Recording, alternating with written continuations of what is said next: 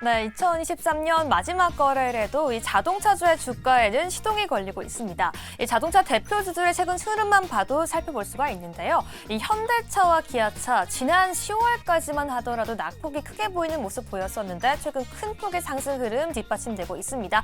현대차 오늘 1.51% 상승하고 있고 기아 같은 경우에는 2.99% 상승하고 있습니다.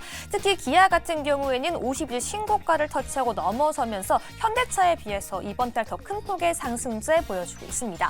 KG 모빌리티 역시 2%대 상승하고 있고요. 현대 모비스와 HL 만도까지 오늘 상승하고 있습니다. 금리 인하에 대한 기대감에 더해서 현재 올해 자동차 수출액도 역대급을 보여주면서 이 자동차 관련 주주의 상승세와 실적에도 큰 폭으로 기대감이 반영되고 있는 것으로 보여주고 있습니다. 이렇게 자동차 대표주들이 상승하면서 자동차 부품주들은 더 큰 폭으로 뛰어주고 있는데요.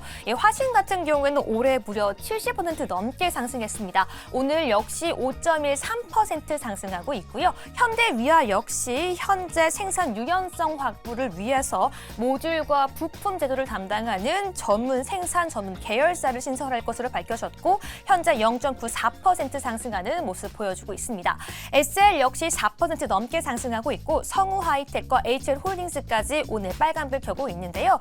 이번 달만 해도 14% 넘게 상승하고 있는 화신을 기점으로 이 자동차 부품주의 오늘 상승세가 주가 상승을 뒷받침해주고 있는 모습입니다. 이렇게 자동차 완성차 업체와 부품주 업체는 상승하고 있지만 이 타이어 관련주 최근 그 상승세가 부진했었는데요. 하지만 오늘 같은 경우에는 타이어 관련주 내에서도 그 상승불이 켜지고 있습니다. 특히 오늘 장 초반의 상승폭은 일부 반납한 모습이지만 동아 타이어를 제외하고서는 한국 타이어앤테크놀로지, 금호타이어, 넥센타이어와 다이나믹 디자인까지 오늘 그 상승 흐름 이어지고 있습니다.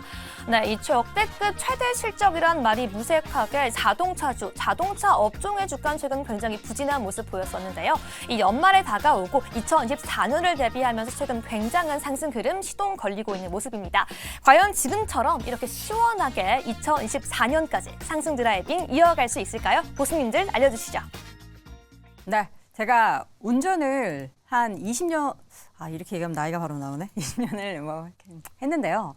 참 잘합니다. 근데 자동차주를 보면은 과연 자동차주가 실적 드라이빙을 좀 잘하고 있는 것 같은데 주가 드라이빙을 잘하고 있나라는 생각을 하면은 올해는 뭔가 아쉽다. 좀 더 달릴 수 있었는데 라는 생각이 들었는데 이 마지막 거래까지 이렇게 올라주니까 내년에도 잘 달리려고 올해 어떻게 보면 좀 체력을 비축한 건가? 라는 생각을 하기도 합니다. 염정 교수님, 오늘 전반적인 자동차주가 좀 좋은데 어떤 종목 위주로 좀 좋습니까? 네, 오늘 일단 장 초반부터 자동차 섹터가 가장 좀 강세 섹터로 나타나고 있는데요. 기아 같은 경우가 일단 가장 큰 폭의 상승세를 좀 보여줬습니다. 네. 기아는 오늘 장중에는 한 4%, 5% 가까이 오르면서 10만 원 선을 좀 터치를 하면서 52주 신고가를 보여주고 있고요. 네. 기아는 지금 외국인 기관의 수급이 지금 끊임없이 들어오면서 최근 상승세가 사실 주춤할 줄 알았는데 연속 상승이 좀 일어나고 있는 상황이고 상대적으로 현대차보다 좀 더 강한 모습을 나타내고 있습니다.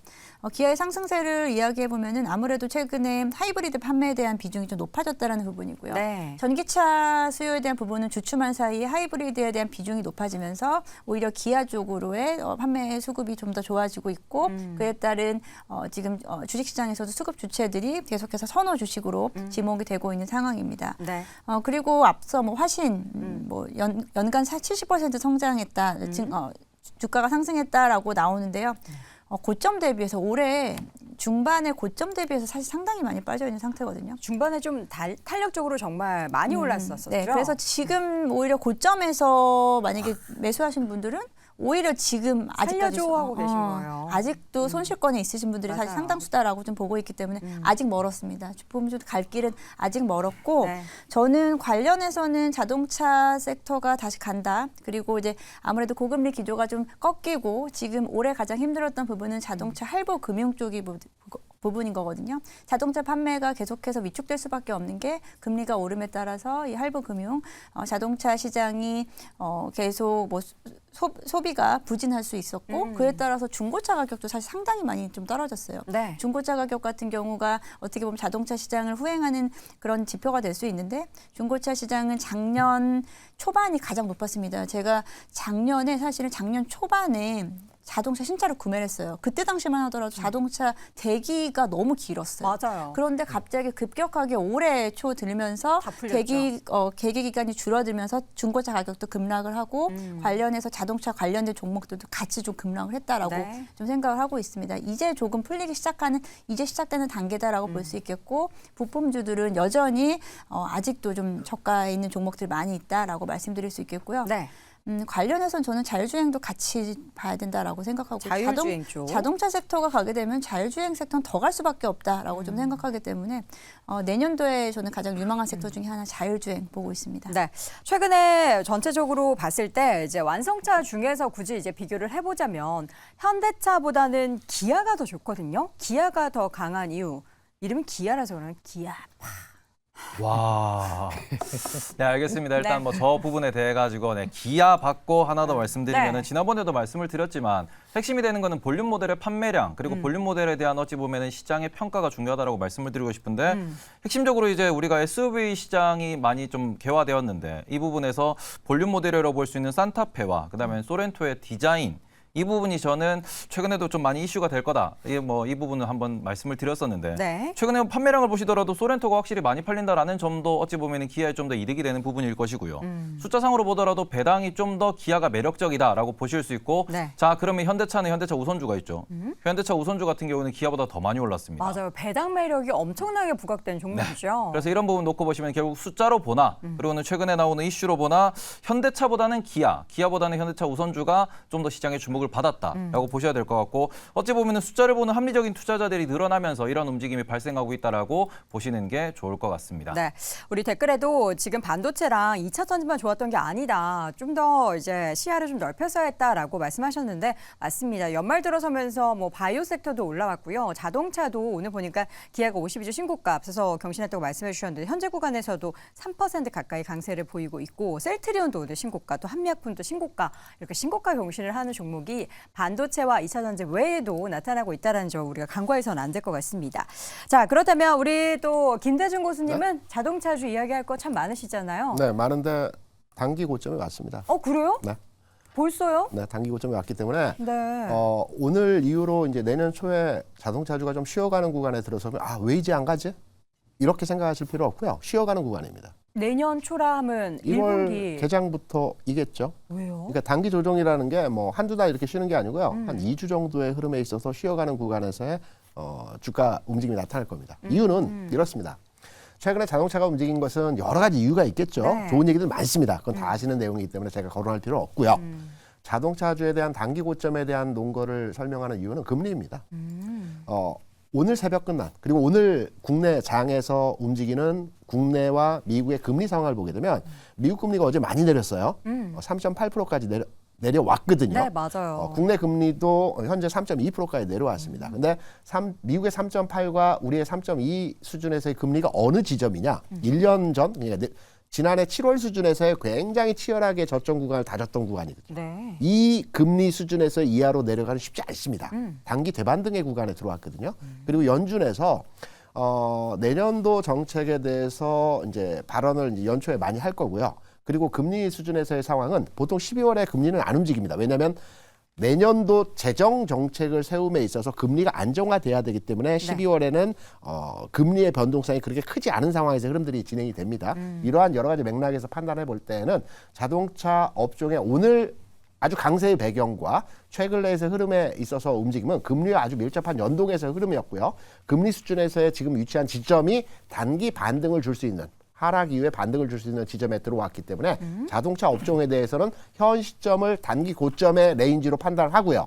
다음 주 그러니까 연초 개장 이후에는 조정을 받는 타이밍에서 내가 사고 팔고 고점 저점을 잡아서 매매를 해야겠다는 편차는 그렇게 크지 않을 겁니다. 그러면 내년 전략에 있어 자동차 종목에 대한 사겠다라고 했을 때 지금 사는 것보다는 내년 조정 시에 사는 것이 유효한 전략 같다. 그건 부품주도 마찬가지인가요? 마찬가지죠. 근데 부품주는 잘 보셔야 될 게 있습니다.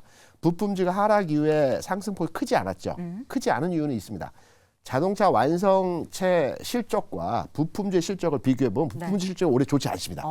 전반의 기업들이 다 그렇습니다. 네. 그 이유는 미국에 이제 자동차가 대부분 올해 수출된 물량이 큰데요. 미국 수출 이유로 인해서 완성차 업체들의 수출 증가율이 상승을 했거든요. 근데 부품 업체들은 미국에 공장을 짓는 시점이 다소 밀렸습니다. 이제 내년 초가 되면 뭐 화실을 비롯해서 기타 등등의 부품 업체들이 미국 공장 완성이 되거든요. 네. 그러니까 내년도에는 실적 개선치가 향상이 되겠지만 올해 실적과 내년 초까지의 실적은 아주 괄목할 만한 실적 향상세가 아니기 때문에 지금 반등의 상승의 흐름이 나타나는 것이 연속적으로 되어지기보다는 네. 뭐 전반의 흐름 발맞추어서 내년 초에는 좀 조정을 받을 수 있다라는 부분도 하나 챙기셔서 해당 업종에 대한 투자 전략을 세워갔어요. 이게 오늘 갑자기 방송을 보신 분은 김대중 고수가 이거 좀 올라가는데 왜 이렇게 못 간다고 이야기하나 하고 좀 슬퍼하실 분들도 계실 텐데 그게 아니라 김대중 고수가 한 2, 3주 전에 자동차를 이제 봐야 할 때입니다라고 말을 하고 나서 정말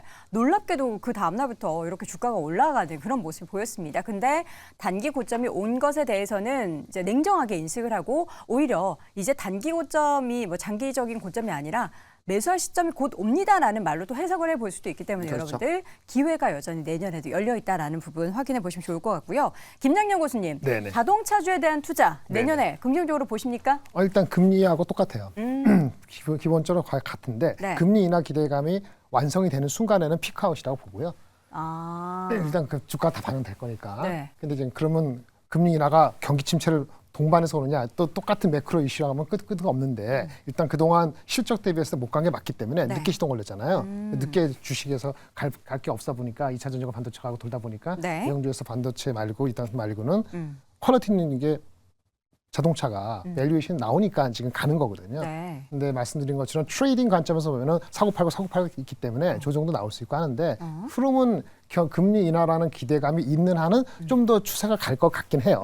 근데 이제부터는 높은 폭이 아닐 수도 있죠. 네. 같기 때문에 그래서 아까 그 3주 전에 한 달 전에 못 산 사람이 오늘 사라 오늘 올라가는데 5% 7%라는데 그렇게 얘기하기 어렵다는 그런 정도로 이해하시면 될 것 같고 추세는 금리 인하가 만약에 내년 3월달이 아니고 네. 지금 컨센서스까지 내년 3월이잖아요. 그렇죠? 네. 내년도 6월, 7월 패드워치에서 시장에서 원하는 건 3월이고 그렇죠. 그게 시장에 반영된 네. 거니까 페드가 원하는 거는 3번인데 이제 시장에서는 6번, 7번 네. 가고 있는데 그렇죠. 6번, 7번을 가면은 5월, 6월까지 안 할 수 있잖아요. 그것에 대한 어떤 그 경계감이 언제부터 빨리 다가오느냐 이건데 네. 그게 빨리 다가오면은 주가는 조정을 받거나 아니 피크아웃 할 수 있겠죠. 그래요? 그래서 약간 단기적인 영역으로 들어갈 소지도 없지 않아 있는데 밸류에이션이 절대적으로 낮기 때문에 아마 다른 나라, 그러니까 포드라든지 GM이라든지 네. 도요타하고의 괴리율의 어떤 별수도 같이 보면서 있기 때문에 너무 서두를 필요는 없다. 프라핏 테이킹이. 그래서 하지만 그 지금까지 뭐 8만 원 이하 뭐 이런 데서 한 20% 오른 거 대비했을 때 여기서 또다시 또 20%가 쉽게 간다. 이렇게 보시는 거는 또 나이브한 거다. 이렇게 볼 수 있겠죠. 저는 자동차주가 내년에 물론 금리에 관련해서 영향도 받겠지만 이제 엔화가 내년도에 다시금 이제 지금까지의 약세였지만 다시 강세로 돌아서는 그런 구간에서는 최대 수혜주가 자동차가 되지 않을까라는 생각이 그것도 들거든요. 있어요. 그래서 일본의 그 YCC 컨트롤이 네. 1월이 아니고 3월, 4월 달까지 늘어져서 나중에 터져서 하지만 시장은 미리 가거든요. 네. 그러니까 지금 N고가 미리 가기 때문에 주가가 4월, 5월까지 편하게 가기보다는 빨리 땡기고 그다음에 수그러 들 수 있기 때문에 이게 4월, 5월, 6월까지 갈지 1, 2월 끝날지에 대해서는 지금 말씀하신 N저가 N고로 바뀌는 게 YC 컨트롤 정책 바뀌기 이전에도 미리 반영되면 주가는 미리 반영될 수도 있죠. 네. 하지만 지금은 이제 고공행진하니까 오늘 갖고 계신 분들은 해피하고 오늘 따라가기는 좀 부담스럽고 그런 상황인 것 같습니다. 염종 교수님, 네. 자동차주 내년에 조정을 많이 받게 되면 사도 괜찮습니까? 이미 사놨기 때문에. 아니야. 고수님 말고요. 네. 다른 분들 못 산 분들이요. 말씀하신 대로 지금 신규로 접근하기에는 좀 다소 부담스럽죠? 좀 무리가 있다, 좀 부담스럽다라고 생각하고요. 네. 부품주 같은 경우에는 뭐 앞서 말씀하셨는데 뭐 부품주 올해 별로 안 좋았다라고 하는데 종목별로 좀 다르다라고 생각하고 있고요. 기존 이제 부품 내연기관차에서 이제 전기차 쪽으로의 부품 전환이 이루어진 종목들 같은 경우 여전히 좀 기회는 많이 남아 있다라고 네. 생각하기 때문에 종목별로 좀 차별화될 수 있겠다. 그리고 저는 말씀드린 대로 자동차 섹터가 움직일 수 있다라고 하면은 자율주행 종목을 봐야 계속해서 된다라고 자율주행. 봐야 된다라고 대표적인 생각하고 기업 있습니다. 뭘 많이 보세요? 그렇죠. 네, 자율주행 몇 기업 개 좀 중에서? 저요. 네. 나오네. 자율주행 잘 정리돼 있죠? 예. 네. 자율주행 종목 중에서 제가 좀 관심 있게 보고 있는 것은 일단 자율주행 종목을 볼 때는 현대오토에버의 흐름을 먼저 체크를 하면 됩니다. 아, 현대오토에버가 지금 이미 많이 갔기 때문에 네. 자율주행 섹터가 그만큼 저는 견조한 흐름을 지금 이어갈 수 있을 거다라고 좀 생각하고요. 이미 기존의 이제 증권사들의 TP가 거의 다 도달했습니다. 현대오토에버는 지금은 부담스러운 상황이고 그에 반해서 중소형 자율주행 종목들은 여전히 기회는 남아 있다라고 보는데요. 상대적으로 현대오토에버 움직일 때 조금 덜 갔었던 종목이 뭐 피런티어라는 종목도 있고요. 네. 그리고 뭐 레이더 관련된 스마트 레이더 시스템 같은 종목들 최근에 아주 탄력적으로 움직였는데 만약에 조정 나올 경우에 다시 한번 좀 지켜보면 좋겠다라고 좀 생각하고요. 네. 그리고 뭐 최근에 현대오토에버와 또 수주 계약 공시를 맺었던 MDS테크라는 종목이 있는데요. 이 종목은 소프트웨어 인베디드 소프트웨어와 함께 자율주행 관련된 모빌리티 쪽의 사업도 확장하고 있는데 이런 종목들 관심 있게 보시면 좋겠다라고 생각하고 사실 종목들이 좀 중소형 종목들이 많아요. 많죠. 그러다 보니까 이런 쪽에서 저는 좀 기회를 보는 편이고요. 뭐 최근에는 뭐 슈어소프트테크 같은 종목들도 긍정적으로 보고 있습니다. 네, 알겠습니다. 자율주행 관련한 기업들에 대한 관심은 내년에도 꾸준히 이어질 것이다. 저는 빨리 나왔으면 좋겠어요. 항상 출퇴근할 때 운전할 때마다 누가 대신 운전했으면 좋겠다라는 생각이 드는데 이게 또 여러 가지 여건상 빨리 상용화되기는 어렵지만 어쨌든 관련한 기대감은 가져보자라는 말씀 드려봤고요. 네 분의 의견 다시 한번 정리해 볼까요? 자, 먼저 김장렬 고수 금리 인하 기대감이 먼저, 그 다음에는 다음에 김대주 고수 금리 연동 단기 고점이다. 염정 고수 자동차가 가면 자율주행도 간다. 그리고 테이블 고수는 24년 내년에는 보수적으로 보자라고 의견을 남겼습니다. 네, 오늘 탑5 함께하고 있습니다. 이어지는 3위 주제 열어볼까요?